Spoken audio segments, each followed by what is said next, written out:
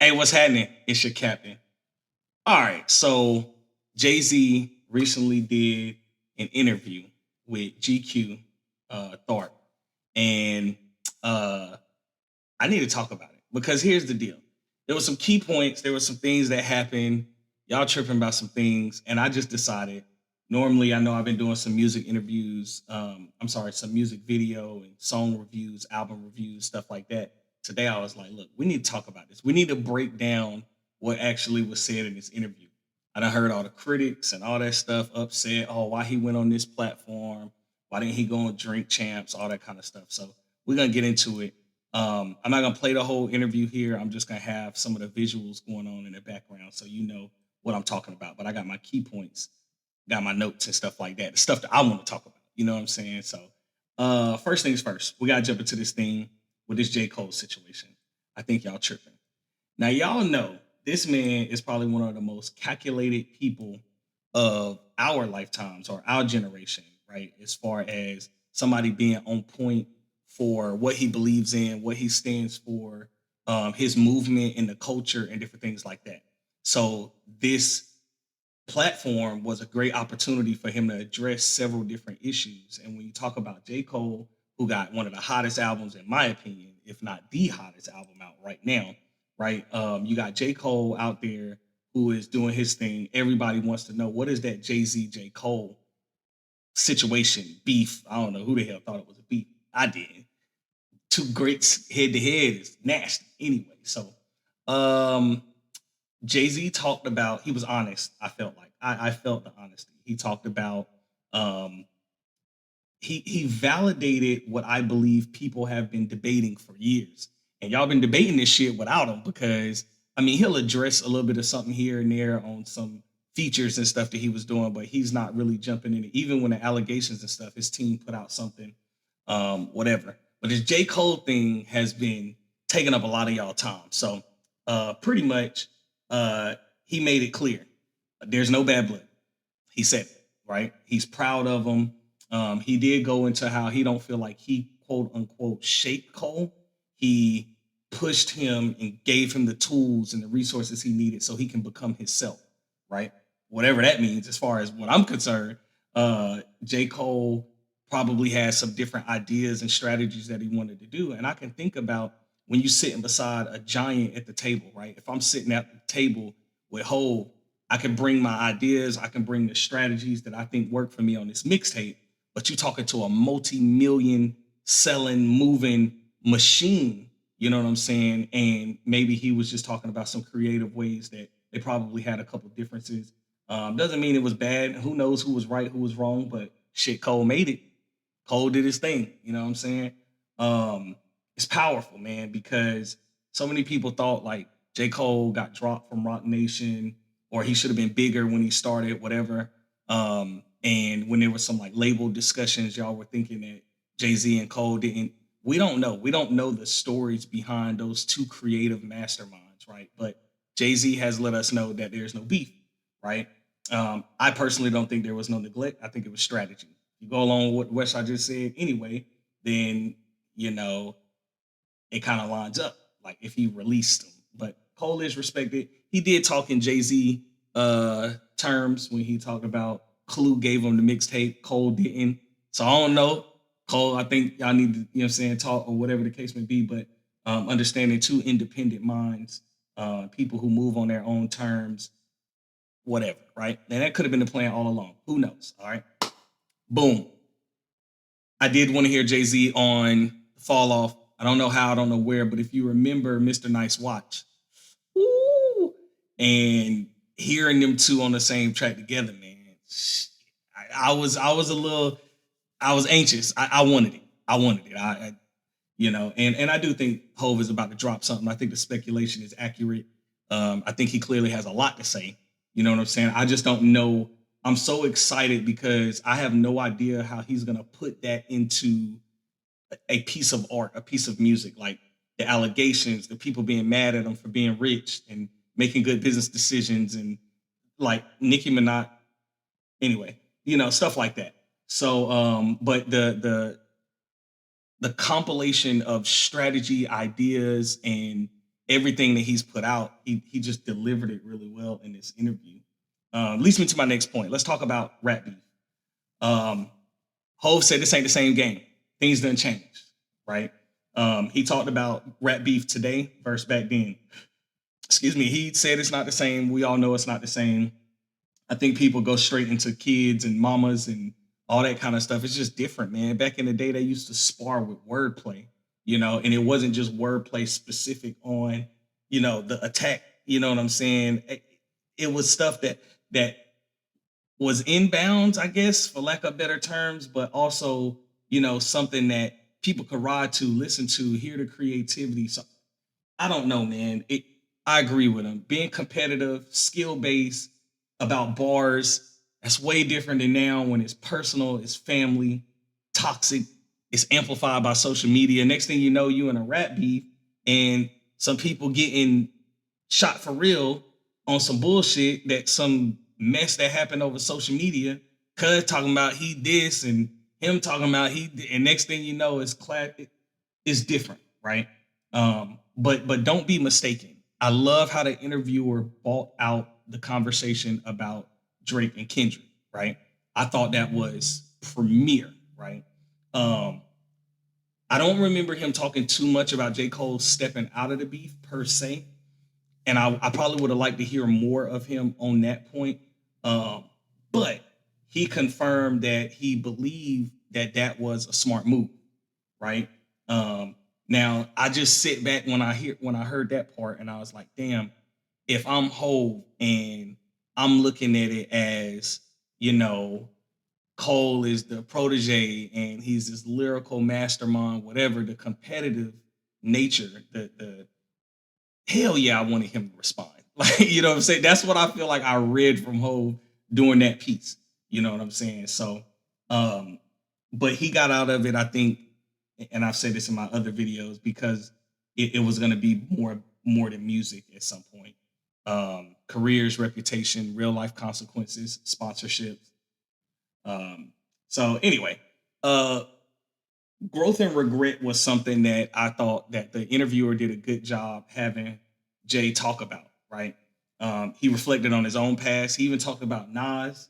Of course, he talked about how he's grown past that and he's really good friends with him. Talked about how he's a good guy, whatever. And you can feel how you want to feel about the Jay Z and Nas beef, but um, those lyrical matches were insane, right? And then the way the culture carried them. J. Cole in his last interview actually talked about how now, because of social media, internet, etc., how we carry beefs to something way different, right? You automatically have to judge this version of music versus this version of music. Jay-Z versus Drake. You know what I'm saying? To me, no competition, right? To others, you may be like, oh, well, Drake has done this. He's got more Grammys. He's blah, blah, blah, blah, blah, whatever. More hits. And when we could really just enjoy both of them, right? And what they bring. Again, that doesn't mean you're not competitive in nature or in the hip hop realm, but you're just looking at it different, right? The beef with Nas and stuff, it, it was really about who was more dominant, right? Who was the best. But now with Jay Z looking at impact, bigger picture, um, it gives you a different perspective. Now I just see him as a person who's been through a lot, who's looking back and he's not weak still, and he's constantly evolving. So shout out to you for that. Um, Another thing that was discussed was artist freedom and ownership. Right, Hove has done freestyles. He has put it in tracks. Believe he made some of his lyrics in 444. Even talked about how um, he drops these gems in different ways, right? How he doesn't believe in controlling artists or restricting them, right? He believes in giving guidance, but he won't force your direction. Go this way, do this, have this path, whatever. And the science behind that is it's actually incredible, because can you imagine if every artist had to follow the exact same way? I almost said Puff Daddy. I don't know why. Ain't no baby oil in here. But anyway, I was gonna say shout out to Puff. Sorry if something. I hope everything go well for you. I don't want my video to do good and then you come in and be like, you know what I'm saying, whatever. So anyway, um, imagine if every artist had to follow the same exact blueprint, right? who was it? Bobby Schmurder. I think they said Fam jumped on the table and performed his song, and then now every artist, if you don't jump on the table when you're sitting in a room full of A&Rs, you're not good, or you're not going to be good as whatever. Y'all remember the ringtone game? There was a point, and even when I was playing around with some music, whoa, long time ago. Shout out shout out home, everybody, all y'all, whatever, you know who you are. But there was a point when those conversations were happening surrounding music and some of the things that was going on, the environments I was in. Um, Ringtones was what it was back then, right? Your ringtone sales and different things like that. Now I don't know who got a ringtone. Anybody here got a ringtone? Put in the comments if you still got a song as a ringtone, or even on a voicemail, right? What I'm saying is the focus was different. And I think that that created a situation where we had these sound bites and we ran with that, and that made the more popular artists. Can they get these clips and these sound bites, ringtone snippets, voicemail, blah, blah, blah, blah. And that moved faster and further. Now we look at social media, and although we may not have the ringtone, those snippets, those clips of this full interview and all that kind of stuff, it tends to move faster, right? We absorb stuff a little bit different now. So what Jay was talking about when he said how your creativity, he doesn't want to limit that. That's big because we don't even absorb the same as we used to. So that allows this wide open opportunity for you to be creative as you are, right? I think about what's the cat in LA that Hove just picked up. And he talked about how, sorry about the commercials. He talked about how he how creative he was and how he did a lot of backyard performances and sales and different things like that. And I thought that was like super, super dope, right? They all kind of had different paths because their creativity was allowed to be that. I don't want to sell it mainstream like this. I want to do it like this. And they was allowed to do that, right? So I love that he does that. Um, as opposed to the standard label may control that creativity and give you a path, he can let you move things around. His model is just different. It's the empowerment, right? And can you imagine being empowered by a giant like Jay? You know what I'm saying? Yeah. Legacy. I love his conversations on legacy always. I'm gonna be honest. The first time I watched this interview, I was working out. I had to watch it again so I could completely absorb it and dissect it. And one of the things Jay never leaves us with is questioning on how important our legacy is, right? Um, he just doesn't think like a rapper. You get what I'm saying? He thinks like a strategist, like a legacy builder, an owner, an executive. He gives you all of those feels. All right. Why? Because he's focused on equity. He's focused on business, what you can leave behind, your long-term impact, Basquiat and the art and just the different things. It's not just, oh, I got a Hublot, but it's this is my investment. This is why. What he say? He could have bought Dumbo when it was so think about it, man. He's not chasing hits. And the unfortunate side of that for me as a fan is I want to hear more and more Hove all the time, all the time, all the time. Hearing the old stuff is great, don't get me wrong, and it's still phenomenal. It's timeless, some of it, right? But you still want to feel that as a fan, but it makes you understand that this man there's a library of Hove. Like you can go through and see history and listen to hits, and it's a museum, right? It's crazy. So building power, levels to the game, all of that comes to mind. So he talked about why he wasn't dropping music, and he talked about how his mindset wasn't there yet. And when he does talk, when he wants to create at that level, um, he doesn't want it to be an angry album. He wants it to be heartfelt, and he wants to be able to expand his own creativity, and he wants to be able to talk about what he wants to talk about, right? So sometimes when that energy is not what's being put out, he steps back. And that right there is discipline. Even for me, some of my battles in my everyday life, and I don't got to go through them here. Y'all don't care about my life, but it, it helps me when it just understands that internal control and discipline is that mental agility is insane, right? Some people drop out of straight emotion, but Jay Z waits. He waits for that alignment, right? And that's why his catalog is timeless in itself, right? So he talked about some personal stuff, right? We talked about the allegations. He talked about the emotional pressure, and then he talked about support, and that was big for me. He talked about how people, although the allegations were going, and they knew his character, so they knew that he wasn't of that. They still asked him, "What do you need? What do you need me to do?" Right? And it helped him. It humanized him. He even talked about like his daughter and her commitment and how she can play by sound, by ear, on the piano, but she doesn't want to do that as a career. Like she just wants to have fun with it. And again, nobody cares about what I'm doing, but I play the violin and I haven't touched violin in years. Well, it had been a while, played all through high school and stuff, and then I let it go. But then I bought another violin when I got a little older and I was like, let me get back in it. And now my son plays, right? And so it's one of those things where, I only do it for fun. Same with piano. I do it for fun. I'm not trying to be on nobody's stage. I'm not about to record nobody TikTok video. I say that actually. I say that. But anyway, I'm not about to record no videos of me doing it. And then there's pressures, right? Sometimes you just want to be in a space where you just do it and that's your own thing. Like that's your mode of peace and solution and relaxation. And that's beautiful, right? As fans, we tend to be selfish with that, right? We forget that these people are people too, right? So when he talked about how his daughter took the feedback from whatever the tour was where they said she didn't do her best, she took that and then she became right the resolution. She put in the extra time, the commitment, and now she's dedicated to it because she has became that. She's absorbed that art to say, I want to put out my best in that effort. Man, I'm telling y'all, that little shit y'all was talking about, the 250,000 or dinner with Jay-Z, whatever. Man, sign me up for the dinner, man. Sign me up from the dinner.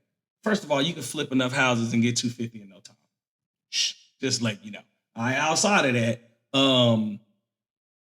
you're not gonna get how long is that YouTube run that you're gonna have of I got 250,000 from Jay-Z. You may get some views.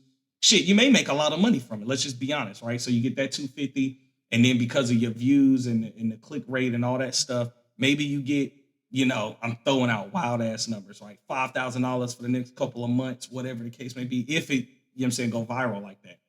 And then that's it, right? There's some legacy behind it. You may still have your hands on some stuff later on, but imagine sitting down with him and having this man teach you how to make that 250 over and over and over and over again, right?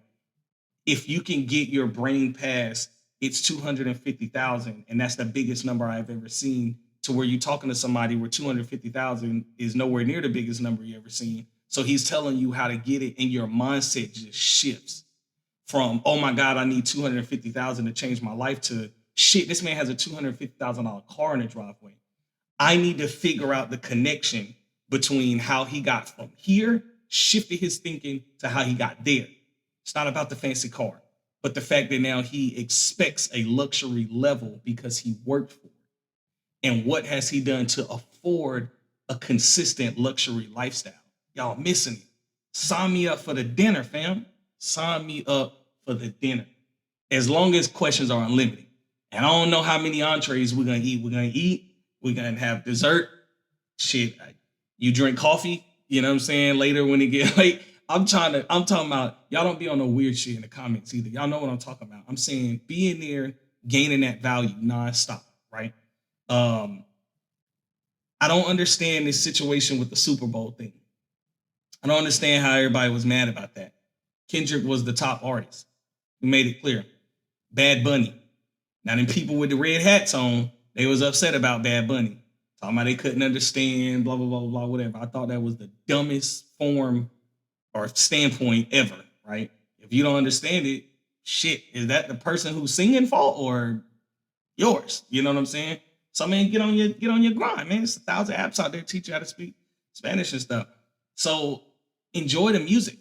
Also enjoy the fact that this is the top moving artist right now, hands down, right? So, and the people with the red hats had another show. Y'all should have watched that with what's his name? Kid Rock. What does he do? Kid Rock? Been a while. Anyway, point being, Um, that was business. That was business, and it made sense, and the person deserved it. The messages that was in it. Again, that creativity. Y'all are missing the creativeness behind what this man is thinking. Um, Platforms. Why GQ? Why not Drink Champs? Because this platform was gonna get it was gonna reach audiences that he wanted to make sure that he had access to, that maybe Drink Champs would have limited, maybe Kiss and Fat Joe's podcast would have limited, Breakfast Club would have limited, but it's also a large platform, a large name. The snippets are going to sell it anyway. It's going to go where it needs to go. It's a milestone in a pathway towards something else that he's already working on, right? Album, tour. What they say, over 1 million seats already sold at the concert. This and this and this, whatever. Y'all caught that, right? What, he done sold out 3 times there where he doing his concert up top, and they added nights. He's even getting to see NoHo. We still need that, right? So for me, y'all got to understand, like, he talked about a point where he talked about people start judging you when you're millionaire. And I'm going to tell you, and this even for Democrats, right? And let me be clear. Y'all know where I stand as far as that go.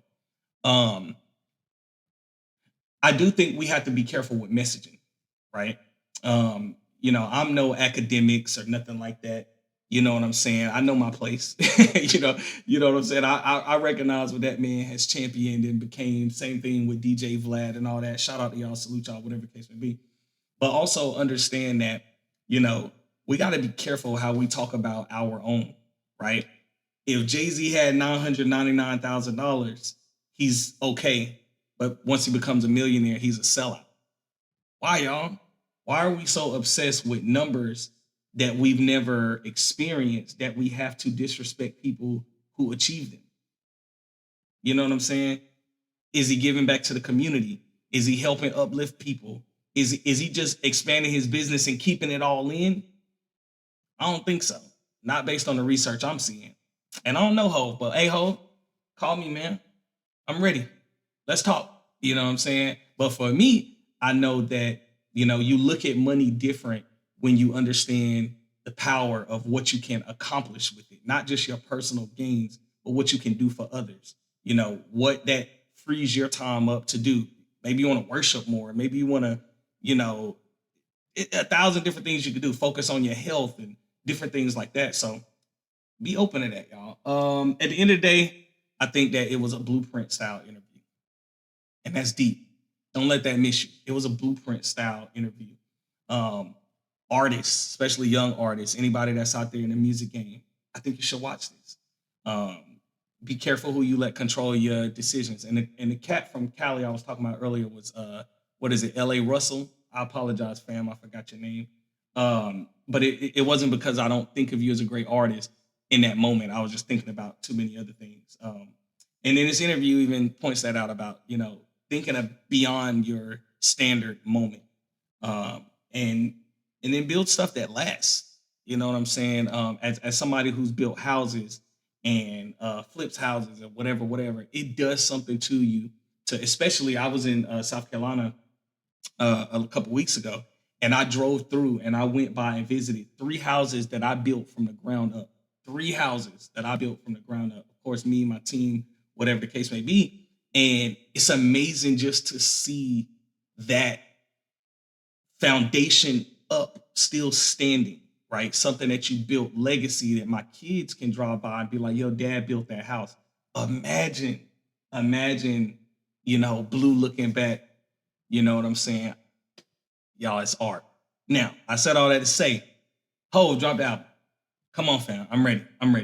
Drop the album. Or just let me hear it, and I won't tell nobody. You know what I'm saying? I won't tell nobody. I promise. Excellent interview. Shout out to GQ for making that happen. It definitely was something. As a fan, of course, I wanted to go longer. I wanted to hear an hour plus. You know what I'm saying? Even when, he talked about his issues with not issues, but his creativity in the studio would be. What? Like y'all, and he talked about how her talent, and that wasn't a secret, Ho. We already know that because some of the stuff that she put out, if you even follow her albums, you can tell that's some artistic geniusness up there, with that young lady. So shout out to you, Queen, killing it. But them two in the studio together, I'm trying to apply for like the assistant of the assistant. So Hove, Rock Nation, if y'all hiring, I'm kind of looking. So let me know. You know what I'm saying? But nah, for real, man. Y'all enjoy that interview. Could have been on any platform. I think that it was targeted, and it reached the people that it needed to reach. It's the hottest topic right now. Last week it was J. Cole album. Now Iceman about to drop soon, so you already know how that's about to go. You know what I'm saying? Y'all wanted him to talk about Kanye. You thought it was gonna happen. For what? For what? Nah, he did what he's supposed to do. All right, y'all. I gotta go. Holla at me. Let me know in the comments what y'all thought about the interview, what y'all thought about the young man that did it, what y'all thought about Hove's message. I gotta go. I gotta go to the gym. So I go by Mr. J Howard.